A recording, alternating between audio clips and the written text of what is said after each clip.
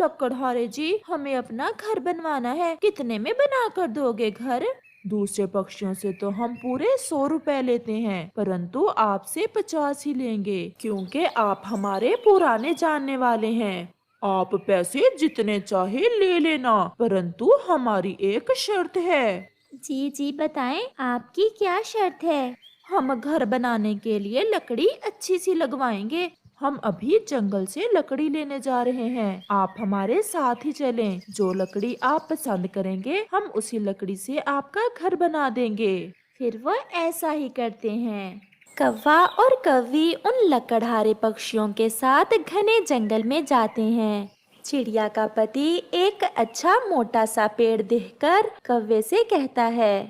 सेठ जी, ये पेड़ ठीक है, इस पेड़ की लकड़ सबसे अच्छी होगी। हाँ, मुझे भी ये पेड़ ही ठीक लग रहा है, आप इसे ही काट लें। फिर वो लकड़हारा पक्षी अपना कल्हाड़ा चलाता है। वो जैसे ही अपना कल्हाड़ा उस पेड़ पर चलाता है तो उस पेड़ में से एक आवाज आती है।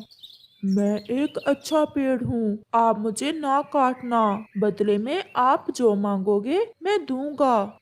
ये देख वो सब तो हैरान हो जाते हैं। कालू जी, ये तो इस लकड़हारे के हाथ बड़ा खजाना लग गया है। पेड़ जी, हमें कुछ नहीं चाहिए, बस हमें एक नया कल्हाड़ा दे दें। हमारा कल्हाड़ा पुराना हो गया है, अब इससे हमें लकड़ियाँ काटने में बहुत मुश्किल होती है। और बदले में आप मुझे अपना पुराना कल्हाड़ा दोगे। ऐसा कहते हुए वो पेड़ उन्हें एक नया और बहुत तेज धार वाला कल्हाड़ा दे देता है और उनका पुराना कल्हाड़ा ले लेता है। लकड़हारे, हमें कोई काम याद आ गया है, हम फिर आएंगे आपके पास घर बनवाने। ऐसा कहते हुए कौवा और कौवी वहाँ से चले जाते हैं। ये कौवा और कौवी तो ऐसे ही हमें तंग करने आ गए थे। चलो, इसी बहाने हमें अपना काम करने के लिए एक नया और अच्छा कल्हाड़ा मिल गया। कालू जी, आप ऐसे ही आ गए वहाँ से, अब घर का क्या करना है? तुम भी बुद्धू ही हो, अब हमारा घर बनाएगा वो जादुई पेड़। वो लकड़हारे वहाँ से चले गए होंगे, अब मैं जाता हूँ और उस जादुई पेड़ से घर मांगता हूँ। ऐसे कौवा वापस जंगल में जाता है और जंगल में जाकर उसी पेड़ पर कल्हाड़े से वार करता है। ना ना, आप मुझे ना काटें, बदले में जो आप मांगोगे मैं दूंगा। मुझे एक सुंदर सा पक्का घर चाहिए, और बदले में आप मुझे दोगे अपनी पत्नी। ये सुनकर कालू थोड़ी देर के लिए कुछ सोचता है।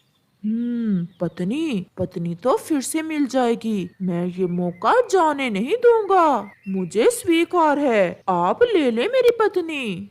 कालू, आप जाएं उसी पेड़ पर जहां आप रहते हो, सुंदर सा घर बन गया है। वाह वाह, ये घर तो सच में बहुत सुंदर है। अब मैं कोई अच्छी सी कवि देखकर दूसरी शादी कर लूंगा। कुछ दिनों बाद कालू फिर से पेड़ पर जाकर वार करता है। कौवे, तुम फिर आगे, अब क्या लेना है? मुझे ढेर सारा खजाना और एक हवाई मोटर चाहिए, और बदले में तुम दोगे मुझे अपनी टांगें। कौवा एक बार तो परेशान होता है, परंतु तुरंत बोलता है। ले ले मेरी टांगे ले ले, हवाई मोटर मिल जाएगी और मेरे पंख भी हैं, मुझे इन टांगों की कोई जरूरत नहीं है।